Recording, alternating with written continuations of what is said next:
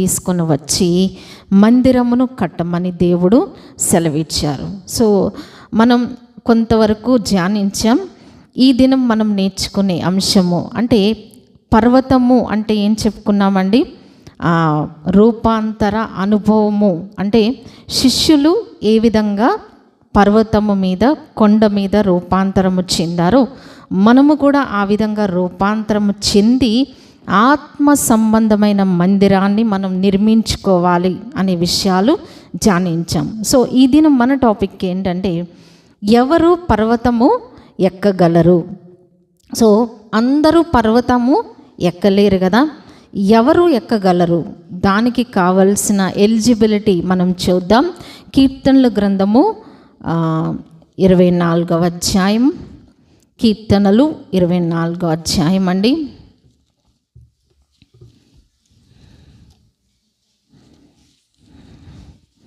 ఇరవై 24వ అధ్యాయములో ఇక్కడ మనం చూస్తే 3వ వచనములో యెహోవా పర్వతమునకు ఎక్కదగిన వాడు ఎవడు? ఆయన పరిశుద్ధ స్థలములో నిలువదగిన వాడు ఎవడు? సో ఈ రెండు కూడా క్వశ్చన్స్ అన్నమాట, ప్రశ్నలు. ఏంటా ప్రశ్నలు?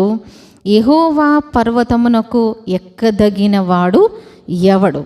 మనం అక్కడ చూచాం, పర్వతములు ఎక్కాలి, మ్రాను తీసుకొని రావాలి, మందిరాన్ని మనం నిర్మించాలి. అయితే అందరూ పర్వతం ఎక్కగలరా? ఎక్కలేరు. ఎవరు ఎక్కగలరు? ఇక్కడ చెప్తున్నారన్నమాట. సో దేవుని పర్వతము ఎక్కడము అంటే ఆయన పరిశుద్ధ స్థలములో నిలువదగిన వాడు ఎవడు? ఆయన యొక్క పరిశుద్ధ స్థలములో మనము నిలిచి రాను తేగలమా? ఎందుకు అంటే ఏలయనగా మన దేవుడు దహించు అగ్ని అయి ఉన్నాడు, కన్జ్యూమింగ్ ఫైర్ అన్నమాట. సో మనము అగ్ని దగ్గర నిలవాలి అంటే అగ్ని దగ్గర ఏం కాలిపోతామండి? దేవుని యొక్క వాక్యంలో ఉంది కదా, కర్ర, గడ్డి, కొయ్యకాలు వేసామనుకోండి అగ్నిలో ఏమవుతుంది? కాలిపోతాయి. కానీ ఆ అగ్నిని కూడా రెసిస్ట్ చేసి అగ్నిలో అది నిలువగలే సామర్థ్యం దేనికి ఉంటుందండి? బంగారము, వెండి, వెలగల రాళ్ళు. అంటే అవి అగ్నిలో వేసినప్పుడు ఏమవుతాయి? ఇంకా రిఫైన్ అవుతూ ఉంటాయి, ఇంకా మెరుగవుతూ ఉంటాయి. బట్ కర్ర, గడ్డి, కొయ్యి కాలు వలె మన ఆత్మీయ జీవితం ఉందనుకోండి, అప్పుడు ఏమవుతుంది? మన విశ్వాసము, మన భక్తి, మన నీతి అన్నీ కూడా కాలిపోతూ ఉంటాయి. సో మనం దేవుని యొక్క స్టాండర్డ్స్లో లేకపోతే మన భక్తి దేవుని టెస్ట్లో నిలవలేదు. సో మనం పర్వతము ఎక్కాలి, మ్రాను తేవాలి అంటే ఇక్కడ చాలా విషయాలు ఉన్నాయి. 4వ వచనం నుంచి మనం చూస్తూ ఉంటే చాలా విషయాలు ఉన్నాయి. కానీ ఈ దినం మనము ఒక్క టాపిక్ మాత్రమే డిస్కస్ చేస్తున్నాం. 4వ వచనంలో వ్యర్థమైన దాని యందు మనస్సు పెట్టకయు, కపటముగా ప్రమాణము చేయకయు. సో మన జీవితంలో కపటము గురించి ఈ దినం మనం ధ్యానిస్తూ ఉన్నాం. ఎవరు దేవుని పర్వతము ఎక్కి మ్రాను తీసుకొని రాగలరు అంటే చాలా క్వాలిఫికేషన్స్ ఇక్కడ ఉన్నాయి. ఒక్కటి మనం డిస్కస్ చేసేది ఏంటంటే కపటముగా ప్రమాణము చేయక. అంటే ఇక్కడ మనం చూస్తూ ఉంటే ఓవరాల్గా కపటము అనేది మనలో ఉండకూడదు. కపటం అంటే ఏంటండి? కపటం అంటే ప్రీతి, నిఖిత చెప్తారు. ఏంటి కపటం అంటే? సన్నీ చెప్పాలి. కపటం అంటే ఏంటి? సో కపటం అంటే మోసం అన్నమాట. అంటే పైకి ఒకలాగా, లోపల ఒకలాగా. సో ఇదే కపటం, ఇదే మోసం. ఈ కపటము అనేది బైబిల్ గ్రంథంలో మనం చూస్తూ ఉంటే ప్రాముఖ్యమైన ఒక వ్యక్తి ఉన్నాడు. ఎవరండి అతను? యెహోనాదాబు. అతని గురించి పర్టికులర్గా దేవుడు రాయించిన విషయం ఏంటంటే ఒకసారి మనం చూద్దాం. 2వ సమూయేలు గ్రంథము 13వ అధ్యాయం అండి. 2వ సమూయేలు గ్రంథం 13వ అధ్యాయం 3వ వచనములో ఒకసారి మనం చూద్దాం. లాస్ట్లో అయినండి, ఈ యెహోనాదాబు బహు కపటము గలవాడు. ఇతని గురించి దేవుని యొక్క వాక్యం ఏం చెప్తుందండి? బహు కపటం గలవాడు. కపటం కలిగిన వాడే కాదు, బహు కపటం కలిగిన వాడంట. సో ఇతని యొక్క జీవితం గురించి ఆల్రెడీ ఇది వరకు మనం ఒకసారి చెప్పుకున్నాము. ఇతను మాటలు ఎలా ఉన్నాయో మనం చూద్దామండి. 3వ వచనం స్టార్టింగ్లో, అమ్నోనుకు మిత్రుడొకడు ఉండెను. ఈ అమ్నోను ఎవరు అని మనం చూస్తూ ఉంటే దావీదు యొక్క జ్యేష్ఠ కుమారుడు. మరి దావీదు గారి తర్వాత రాజు ఎవరవ్వాలండి? జ్యేష్ఠ కుమారుడు అమ్నోను రాజు అవ్వాలి. కానీ ఇక్కడ ఏం జరిగింది? ఈ అమ్నోను ఒక చెడ్డ పనిలో తను ఉన్నప్పుడు ఈ యెహోనాదాబు ఏమని మాట్లాడుతున్నాడు? 4వ వచనం, రాజకుమారుడవైన నీవు నానాటికి చిక్కిపోవుటకు హేతువేమి? సంగతి నాకు తెలియచెప్పవా అని అమ్నోనుతో అనగా. సో ఇదంతా మనం కాంటెస్ట్ చదవం, కానీ ఇతని మాటలు మనం చూస్తూ ఉంటే ఏమంటున్నాడు? అయ్యో, రాజకుమారుడవైన నువ్వు ఒక అంతఃపురంలో రాజుగారి తిండి తింటూ నువ్వు ఏమవుతున్నావు? రోజు రోజుకి చిక్కిపోతున్నావు. ఎందుకు చిక్కిపోతున్నావు? ఆ విషయం నాకు చెప్పవా అని చెప్పి ఏం చేస్తున్నాడు? అతనిలోని గుట్టు లాగడానికి అతను ప్రయత్నం చేస్తూ ఉన్నాడు. ఆల్రెడీ అతను ఒక చెడు ఆలోచన కలిగి ఉన్నాడు. కానీ ఆ చెడు ఆలోచన క్రియారూపకంగా దాల్చేలాగా ఈ యెహోనాదాబు అతనికి సలహా ఇచ్చాడనమాట. అంటే ఎందుకు దేవుని యొక్క వాక్యం బహు కపటము గలవాడు అని వ్రాయించాడంటే, ఈ 13వ అధ్యాయం అంతా చదువుకుంటే మీకు ఇంటికి వెళ్ళాక బాగా అర్థమవుతుంది. సో ఎందుకు బహు కపటము గలవాడని వ్రాయించాడంటే, యాక్చువల్గా అమ్నోను ఎవరికుండే బాధలు వాళ్ళకుంటాయి కదండి, ఎవరికుండే సమస్యలు వాళ్ళకుంటాయి. పిల్లలకుండే సమస్యలు పిల్లలకు ఉంటాయి. వాళ్ళు స్కూల్కి వెళ్ళాలి, హోంవర్క్ రాయాలి, టీచర్ కొడతారు, తిడతారు, ఎగ్జామ్ ఉంటుంది, వాళ్ళ సమస్యలు వాళ్ళకుంటా ఉంటాయి. కానీ ఈ యెహోనాదాబు ఎంత టాక్టిక్గా అడుగుతున్నాడంటే, రోజు రోజుకి నువ్వు ఎందుకు చిక్కుపోతున్నావు, ఆ సంగతి నాకు చెప్పు అన్నాడు. మరి చెప్పినప్పుడు తను ఏం చేయాలి? తప్పును సరిదిద్దవలసింది పోయి ఆ తప్పును క్రియారూపకంగా చేయడానికి అతను సలహా ఇచ్చాడు. అంటే ఈ కపటము కలిగిన వారు ఏం చేస్తూ ఉంటారు? కపటము కలిగిన వారిలో ఉండే ఒక లక్షణము, ఎదుట వారిని తప్పు చేయడానికి, పాపము చేయడానికి, దేవునికి విరోధమైన సలహాలు వాళ్ళు ఇస్తూ ఉంటారు.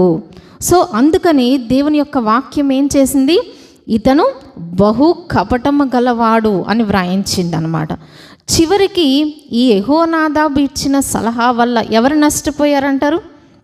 యెహోనాదాబు నష్టపోయాడా? నష్టపోలే. ఎవరు నష్టపోయారు? మొట్టమొదటిగా అమ్నోను నష్టపోయాడు. అంటే అమ్నోను చనిపోవడానికి కారణం ఎవరండి? యెహోనాదాబు. అంటే ఈ కపటము కలిగిన వారు ఏం చేస్తూ ఉంటారు? ఎదుట వారిని ఆ విధంగా తప్పులు చేయడానికి కాని సలహాలు ఇస్తూ ఉంటారు. మొట్టమొదటిగా చెక్ చేయాల్సింది ఎదుట వాళ్ళని కాదు, మనల్ని మనమే చెక్ చేసుకోవాలి. సో నేను కపటం కలిగి ఉన్నానా? నేను మోసం చేస్తున్నానా? ఎదుట వారిని రాంగ్ వేలో నడిపించడానికి నేను కాని సలహాలు ఇస్తున్నానా అనేది మనం ప్రశ్న వేసుకోవాలి. సో కపటముగా ఉన్నవారు ఏం చేయలేరు? దేవుని పర్వతాన్ని ఎక్కలేరు. సో రెండవదిగా కపటము కలిగిన వ్యక్తిని మనం చూద్దామండి. 1 రాజుల గ్రంథము 14వ అధ్యాయము. 1 రాజుల గ్రంథము 14వ అధ్యాయం, పేజ్ నెంబర్ 294 అండి.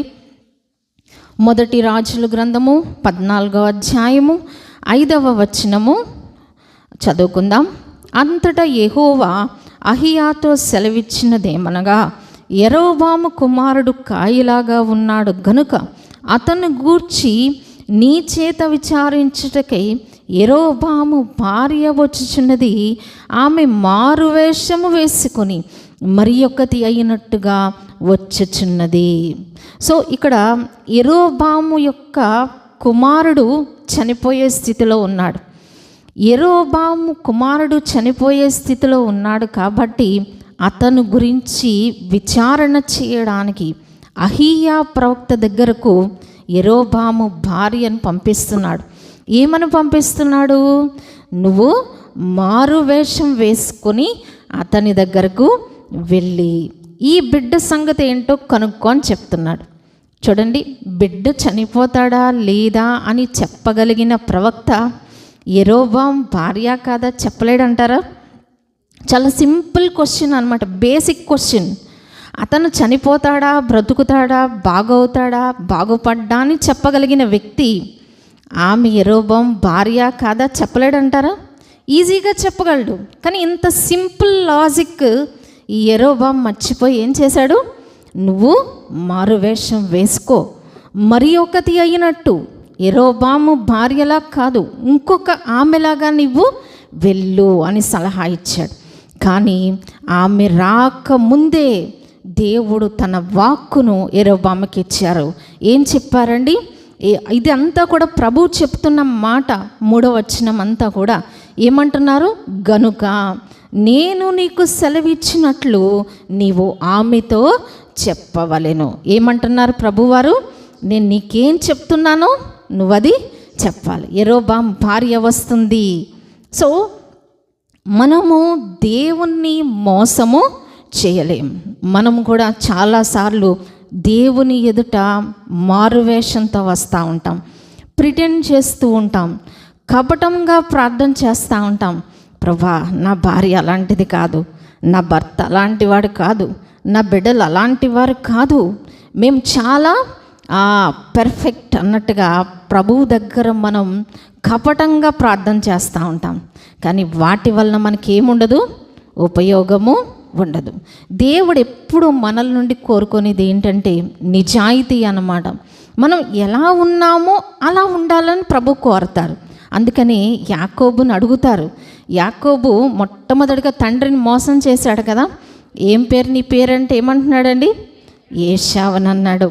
దెబ్బలు తిన్నాక 20 సంవత్సరాలు అయ్యాక అదే ప్రశ్న యాకోబుకి వచ్చింది. ఎవరు నువ్వు, నీ పేరేంటి అంటే ఏమంటున్నాడండి? నేను యాకోబుని. అంటే ప్రభా, నేను మోసగాడు. అయితే ప్రభు అన్నారు, నువ్వు యాకోబువు కాదు, నువ్వు మోసగాడివి కాదు, నువ్వు ఇశ్రాయేలువు అని దేవుడు ఆశీర్వదించాడు. ఆశీర్వాదం ఎప్పుడు వస్తుందంటారు? నిజాయితీగా ఉన్నప్పుడే ఆశీర్వాదం వస్తుంది. మనము ఉన్నది ఉన్నట్టుగా ప్రభువుకు చెప్పుకోవడంలో తప్పేముందండి?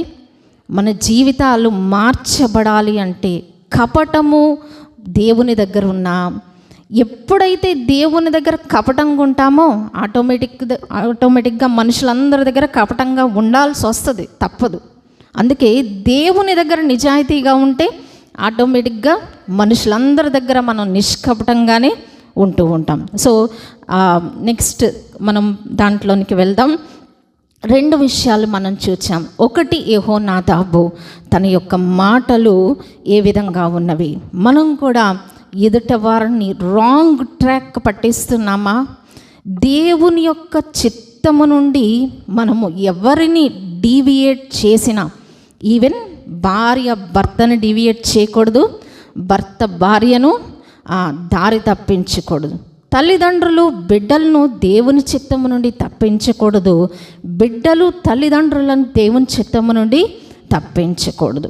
సో అలాగూ చేస్తే దేవుడు మనల్ని ఏ విధమైన స్టాంప్ వేస్తారండి? మనకి బహు కపటము గలవాడు. మనం కపటము కలిగి ఉన్నప్పుడు దేవుని పర్వతానికి ఎక్కలేము, మ్రాను తీసుకొని రాలేము. సో ఈ యెరోబాము భార్య వలె మనం ఉండకూడదు, యెహోనాదాబు వలె మనం ఉండకూడదు.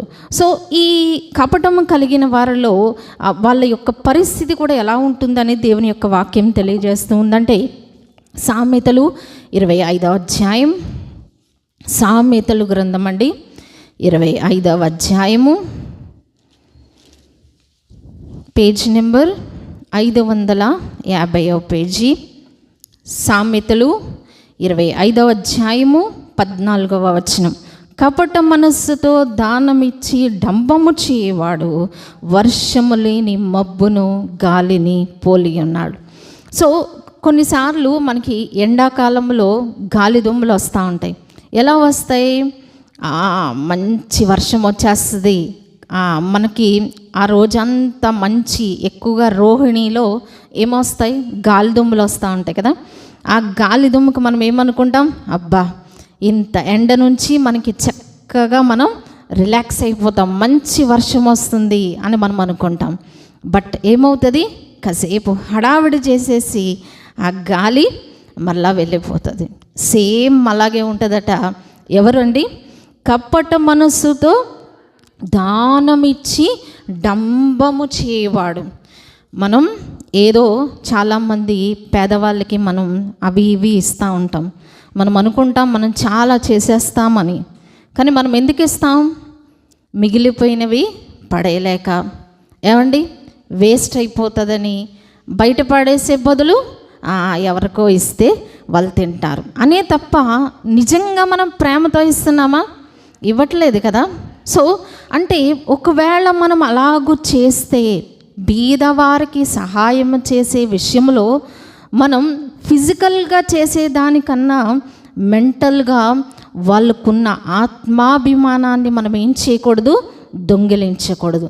నేను కాబట్టి ఒక పూట ముద్ద పెట్టగలుగుతున్నాను అని మనము అనుకోకూడదు. ఎందుకంటే పేదవారికి సహాయం చేసినప్పుడంట యెహోవాకు అప్పిచ్చువాడు, బీదలను కటాక్షించేవాడు, బీదలను కనికరిస్తేనంట మనము దేవునికి అప్పిచ్చినట్టు. వాని ఉపకారమునకు ఆయన ఏం చేస్తాడట? ప్రత్యుపకారం చేస్తారు. కాబట్టి మనం పేదవారికి చేసిన భయభక్తులతో ప్రార్థనా పూర్వకంగా మనం వారికి సహాయము చేయాలి. సో ఇక్కడ మనం చూస్తూ ఉన్నాం, కపట మనస్సుతో దానమిచ్చి డంబము చేయువాడు. ఒకవేళ మనం అంత ఇచ్చి నేను అంత ఇస్తున్నాను అని దేవుని సన్నిధిలో మనం డప్పాలు కొట్టుకుంటే, దశంభాగం ఇచ్చిన నేను కాబట్టి ఇస్తున్నాను, ఇవన్నీ కూడా రూల్స్ అండ్ రెగ్యులేషన్స్ అన్నమాట. మనం మ్యాండేటరీగా ఇవన్నీ చేస్తూ ఉంటాం, అవి ఓకే. కానీ దేవుని దగ్గర మనం ఏం చేయకూడదు? డంబము చూపకూడదు. ప్రవ్వా, నేను అంత చేశాను, అక్కడ ఇంత చేశాను, నేను నీ కొరకు ఇంత ప్రయాసపడుతున్నాను, నా సమయాన్ని ఇస్తున్నాను, నా ధనాన్ని ఇస్తున్నాను, నా యొక్క కష్టాన్ని నీ చేతుల్లో పెడుతున్నాను అని మనం ఏం చేయకూడదు? డంబము చేయకూడదు. డంబము చేస్తే ఎలా ఉంటుందట? అది మనం చదువుకున్నాం కదా, దేవుని యొక్క వాక్యం ఏం చెప్తుందండి?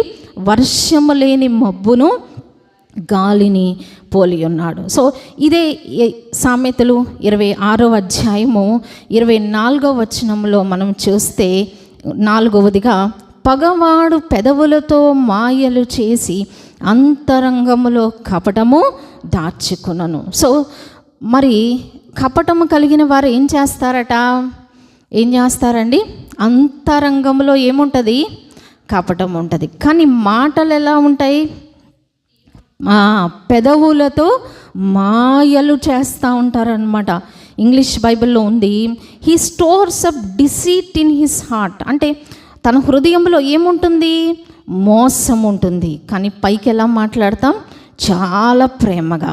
అందుకని ఇంకొక వెర్షన్లో కాంటెంపరీలో ఏముందంటే, the pleasant talk of N enemy hides more evil plans. అంటే ఇంకా ఎదుటవారిని పాడు చేసే ప్లాన్స్ చాలా ఉంటాయి. బట్ పైకి ఎంత ప్లెజెంట్గా, ఎంత చక్కగా మాట్లాడుతూ ఉంటాం. ఇదే కపటము.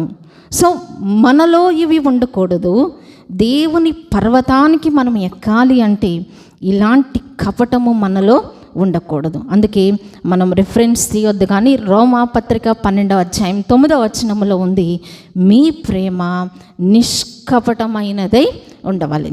అంటే మన ప్రేమ ఇది ఎక్కడ స్టార్ట్ అవుతుందండి? సమాజంలో కాదు స్టార్ట్ అయ్యేది, మన ఇంట్లో స్టార్ట్ అవుతుంది. కొంతమంది భర్తలను ఎందుకు ప్రేమిస్తారు? భార్యను బాగా చూసుకుంటాడని. అంతేకాని ఇది దేవుడు నాకు అప్పగించిన బాధ్యత అని మనం చూడగలుగుతున్నామా? భార్యలు మా భర్తలు భార్యల్ని ప్రేమిస్తారు. ఎందుకని? కోపం వస్తే టీ పెట్టరు, టైంకి భోజనం పెట్టరని. కానీ అది కాదు, ఇది దేవుడు మనకిచ్చిన బాధ్యత. ఇది మనం సక్రమంగా, అందుకని మిక్కిలి కొంచెంలో నమ్మకంగా ఉండేవాడు ఎక్కువలోనూ నమ్మకత్వం ఎక్కడ స్టార్ట్ అవ్వాలండి? సమాజంలో కాదు, మన ఇంట్లో మనము స్టార్ట్ అవ్వాలి. బిడ్డల్ని దేవుడు ఎందుకు ఇచ్చారు? కుమారులు యెహోవా అనుగ్రహించు స్వాస్యము. ఈ స్వాస్యాన్ని మనం ఏం చేయాలి?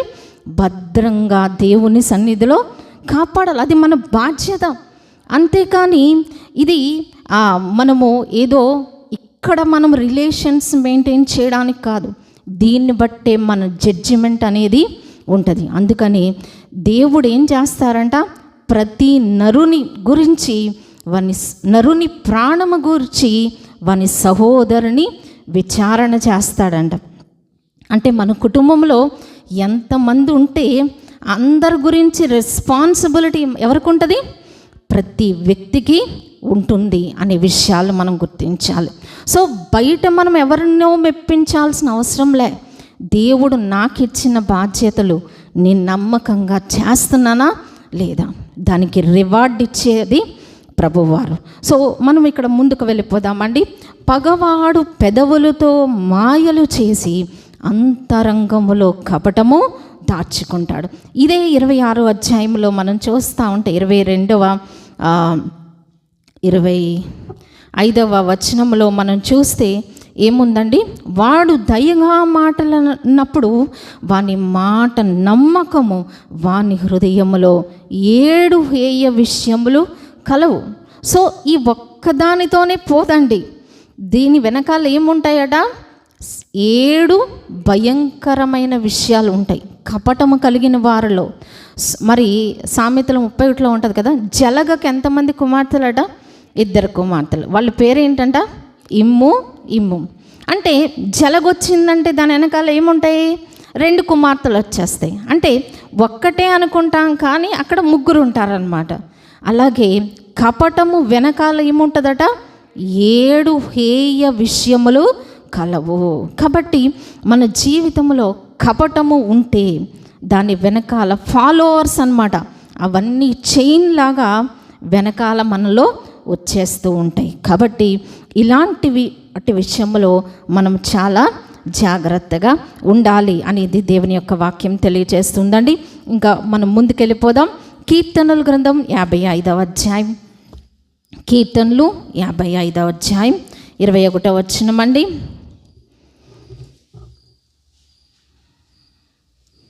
వాని నోటి మాటలు వెన్నవలే మృదువుగా ఉన్నవి, అయితే వారి హృదయములో కలహమున్నది. సో కపటము కలిగిన వారి మాటలు ఎలా ఉంటాయట? వెన్నవలే. వెన్న ఎలా ఉంటుందండి? మనం టచ్ చేస్తే సాఫ్ట్గా ఉంటుంది కదా, అలాంటి మృదువైన మాటలు. కానీ హృదయంలో ఏముంటుందండి? కలహము. తరువాత వారి మాటలు చమురు కంటే నునుపైనవి, అయితే అవి వరదీసిన కత్తులే.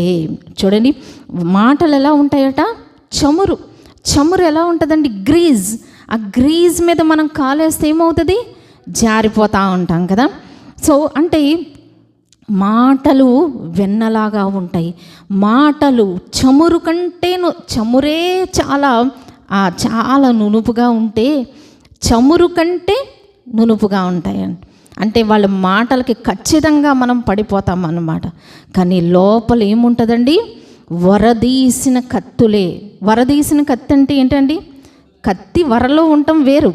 అంటే వరదీసిన కత్తి అంటే రెడీ టు స్టాబ్ అన్నమాట. అంటే ఒక్క పోటుతో అంటే రెడీగా ఉందన్నమాట, వేటు వేయడానికి రెడీగా ఉంది వరదీసిన కత్తి. సో అంటే మాటలు ఎలా ఉంటాయి? పైకి నునుపుగా ఉంటాయి, లోపల ఈవిల్ ప్లాన్స్ అన్నమాట. ఏదో విధంగా ఈ ప్లాన్ ఖచ్చితంగా సక్సెస్ అయిపోవాలి అనే దృఢ నిశ్చయముతో ఉంటారు. కాబట్టి కపటము అనేది మన జీవితాల్లో దేవుని పర్వతమునకు ఎక్కకుండా అడ్డుకునేదిగా ఉంది. మరి యొక్క రిఫరెన్స్ ఉంది, మనం చూడం. కానీ ఇర్మియా గ్రంథం 9వ అధ్యాయం 8వ వచనంలో ఏముందంటే టంగ్స్ ఆర్ డెడ్లీ యారోస్, అంటే మరణకరమైన బాణముల వంటివంట. అంటే ఒక బాణం వేస్తే ఆ వ్యక్తి చనిపోవలసిందే. అంటే కపటం అనేది ఎంత స్ట్రాంగ్, ఎంత ప్రమాదకరం అనేది మనం ఆలోచించాలి. కాబట్టి దేవుడు మన నుంచి ఆశించేది కపటము కాదు, కానీ మనలో ఏముండాలండి? నిష్కపటమైన ప్రేమ. మీ ప్రేమ నిష్కపటమైనదై ఉండవలెను. భార్యాభర్తల మధ్యన నిష్కపటమైన ప్రేమ, బిడ్డలు తల్లిదండ్రుల మధ్యన నిష్కపటమైన ప్రేమ మనం మరి ఇంటి దగ్గర మనం కలిగి ఉంటే బయటికి ఎక్కడ వచ్చినా మనం ఎలా ఉంటాం? నిష్కపటంగానే ఉంటాం. భర్త భార్య దగ్గర నటిస్తూ ఉంటే, భార్య భర్త దగ్గర నటిస్తూ ఉంటే ఈ నటన ఎప్పటి వరకు వెళ్ళిపోద్దండి? ప్రభు రాకడ పర్యంతం నటన కొనసాగుతూనే ఉంటుంది. కాబట్టి మనం చాలా ఈ విషయంలో దేవుని పర్వతమును ఎక్కాలి అంటే కపటం మనకి ఉండకూడదు. సో ఈ కపటము లేకపోవడం వలన మనకు వచ్చే ఆశీర్వాదాలు మనం చదువుకొని ముగించుకుందాం. కీర్తనలు 32వ అధ్యాయం. ఇది మనందరికీ తెలిసిన విషయాలే. కీర్తనలు 32వ అధ్యాయము 2వ వచనమండి. యెహోవా చేత నిర్దోషి అని ఎంచబడిన వాడు, ఆత్మలో కపటము లేనివాడు ధన్యుడు. సో మనము ఎవరి చేత నిర్దోషి అని అనిపించుకోవడానికి ప్రయాసపడాలండి? జనరల్గా మనం మనుషుల చేత ఇతను మంచివాడండి, ఈమె మంచిదండి, ఇతను నిర్దోషండి అని చెప్పుకోవడానికి ఆ మాట మనం ఆశిస్తూ ఉంటాం. కానీ మన నిర్దోషత్వం ఎవరి దగ్గర ప్రూవ్ చేయబడాలండి? దేవుడు మనల్ని నిర్దోషనాలి. మనుషులందరూ దోషులన్నా పర్వాలే, మనకేం నష్టంలే. ఎంతోమంది మనుషులు మనల్ని ఎన్నో అనుకుంటారు, మనం వాటిని కేర్ చేయకూడదు. కానీ దేవుడిచ్చే సాక్ష్యము మనకి కావాలి. ఎందుకంటే ఆ సాక్ష్యమే నిత్యమైన సాక్ష్యము, ఆ సాక్ష్యమే నిజమైన సాక్ష్యము. అందుకని యెహోవా చేత నిర్దోషి అని ఎంచబడిన వానిలో ఏముంటుందట? ఆత్మలో కపటము లేనివాడు. అంటే అతనిలో ఏముండదు? కపటం ఉండదు. దేవుడు నిర్దోషి అని ఒక వ్యక్తిని అన్నారు అంటే అతనిలో ఏమీ లేదనమాట, కపటము లేదు. సో మన జీవితాల్లో కపటము లేకుండా ఉండడానికి మొట్టమొదటిగా మనం అభ్యాసము చేయవలసింది ఎక్కడండి? కుటుంబంలో మనం అభ్యాసం చేయాలి. దేవుడు నాకు ఇచ్చిన బాధ్యత, నాకు ఇచ్చిన ఈ పని నేను నమ్మకంగా నిర్వర్తించాలి, నేను యథార్థంగా నిర్వర్తించాలి. చాలామంది కుటుంబాన్ని పట్టించుకోకుండా సమాజాన్ని ఉద్ధరిస్తూ ఉంటారు, కానీ దేవుని దృష్టిలో అది సరైంది కాదు. మనకి దేవుడిచ్చిన బాధ్యత మన కుటుంబము, మన సంఘము, మనకు దేవుడిచ్చిన ఉద్యోగము, వీటన్నిటిలో మనం ఎలా ఉండాలండి? నమ్మకత్వము, యథార్థత, నిర్దోషత్వం. ఒకవేళ మనం నిర్దోషంగా ఉన్నా, మన మీద దోషాలు మోపబడుతూ ఉన్నా, దేవుడు మనకిచ్చిన వాగ్దానం ఏంటంటే ఆయన వెలుగు వలె నీ నీతిని, మధ్యాహ్నం వలె నిర్దోషత్వమును ఆయన వెల్లడిపరచను. సమయము రాగా దేవుడు ఏం చేస్తారండి? మన నిర్దోషత్వాన్ని దేవుడు సమాజములో వెల్లడిపరుస్తారు. కాబట్టి మనం ఇటువంటి ఆశీర్వాదములు పొందుదాం. రెండవదిగా ఇదే కీర్తనల గ్రంథం 31వ అధ్యాయం పైనే ఉందండి. మనం 19వ వచనంలో 10వ వచనం అండి, 20వ వచనం 31-20. మనుషుల కపటోపాయములు వారిని అంటకుండా నీ సన్నిధి చాటున వారిని దాచుచున్నావు. ఎప్పుడైతే మనం కపటం లేకుండా జీవిస్తామో దేవుడు ఏం చేస్తారట? మన మీద కపటోపాయములు పన్నినా అవి మనల్ని అంటకుండా దేవుడు ఏం చేస్తాడు? ఆయన సన్నిధి చాటున వారిని దాచుచున్నావు. కొన్నిసార్లు చిన్న పిల్లలు ఆడుకునేటప్పుడు ఎక్కడికి వచ్చి దాక్కుంటారండి? తల్లి వెనకో తండ్రి వెనకో దాక్కుంటారు కదా. మనం కూడా కపటం లేకుండా మనము ది బెస్ట్ మనం జీవించినప్పుడు మనకి తెలియకుండా ఎన్ని కపటోపాయములు ఎవరు పన్నినా మనము దేవుని నీడలో దేవుడు ఏం చేస్తూ ఉంటారు? మనల్ని వాటిని ఇక్కడ చూద్దాం. మనం ఈ మాట చాలా అద్భుతమైన మాట అండి. సన్నిధి చాటున అంటే దేవుడు ఎక్కడ దాచేస్తారు మనల్ని? ఆయన సన్నిధి చాటున. నా వెనకాల నువ్వు ఉండవు, నీకు ఏ కీడు రాకుండా కాపాడే బాధ్యత నాది. ఇప్పుడు మనం దేవుని స్టాండర్డ్లో ఉన్నప్పుడు దేవుడు మనకి తెలియని ఎన్నో కపటోపాయముల నుండి దేవుడు మనల్ని ఏం చేస్తూ ఉంటారండి? ఆయన సన్నిధి చాటున. అందుకని మనం ఎక్కడ దాక్కోవాలి? మహోన్నతుని చాటున, సర్వశక్తుని నీడలో మనము నివసిస్తూ ఉన్నప్పుడు, మనము నిజాయితీగా ఉన్నప్పుడు, మన చుట్టూ ఎన్ని ఉన్నా దేవుడు ఏం చేస్తాడు? అవి మన దరికి రాకుండా దేవుడు మనల్ని దాచేస్తూ ఉంటారు. దేవుడు మనకిచ్చే ఈ గొప్ప కృపలు మనం పొందాలి అంటే మనము నిష్కపటంగా మనము జీవించాలి. ఆ తర్వాత మనకి బైబిల్ గ్రంథంలో ఇతని యందు ఏ కపటము లేదు అని ఎవరి గురించి చెప్పారండి? నతనీయేలు చూచి ఇతని యందు ఏ కపటము లేదు. అటువంటి సాక్ష్యం ప్రభు నుండి మనము పొందాలి. ఆ తర్వాత మనము ఈ కపటాన్ని జయించడానికి ఏ విధమైన ప్రార్థనలు చేయాలి అంటే కీర్తనల గ్రంథం 17వ అధ్యాయం 1వ వచనం అండి. కీర్తనలు 17 1వ వచనంలో చూస్తే, యెహోవా న్యాయమును ఆలకించుము, నా మొర అంగీకరించుము, నా ప్రార్థనకు చెవియొగ్గుము, అది కపటమైన పెదవుల నుండి వచ్చినది కాదు. మన ప్రార్థన కపటంగా మనం జీవించకుండా, అందుకని ఇప్పుడు రిఫరెన్సెస్ అన్నీ మనం చూడం. చెడ్డ మాటలు పలుకకుండా నీ నాలుకను, కపటమైన మాటలు పలుకకుండా నీ పెదవులను కాచుకొనము. అంటే మనం నటించకూడదు, ఎవరి దగ్గర మనం నటించకూడదు. సో అలాగూ మన పెదవులు పవిత్రంగా కాపాడుకున్నప్పుడు మన ప్రార్థన ఎలా ఉంటుందండి? దేవుని దృష్టిలో యథార్థమైన ప్రార్థన. అందుకే యథార్థవంతుల ప్రార్థన ఆయనకు ఆనందకరము. సో మన ప్రార్థనను బట్టి దేవుడు ఆనందించాలి అంటే ఏం చేయాలి? కపటముగా మనము ఉండకూడదు. చివరిగా ఇంకొక మాట మనం చూచి ముగించుకుందాం. కీర్తనలు 119వ అధ్యాయం అండి. గ్రేస్ ఈ లోపల సెట్ చేసాం. కీర్తనలు 119 29వ వచనం. ఏమని ప్రార్థన చేస్తున్నారండి దావీదు గారు? కపటపు నడత నాకు దూరం వచ్చి. సో ఇవన్నీ కూడా నాలో లేవు, నాలో ఉండవు, నేను ఇలా ఉండను అని మనం అనుకోకూడదు. ఎందుకని?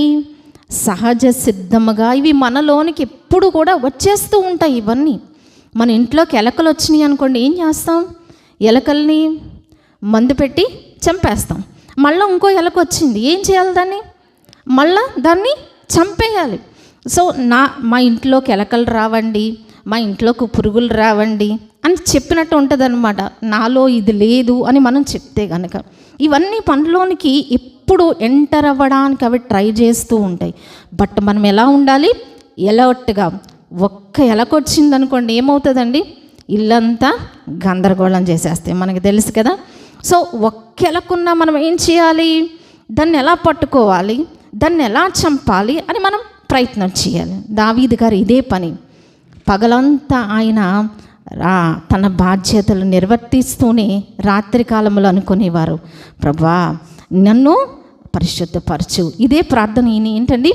కపటపు నడత నాకు దూరం వచ్చి.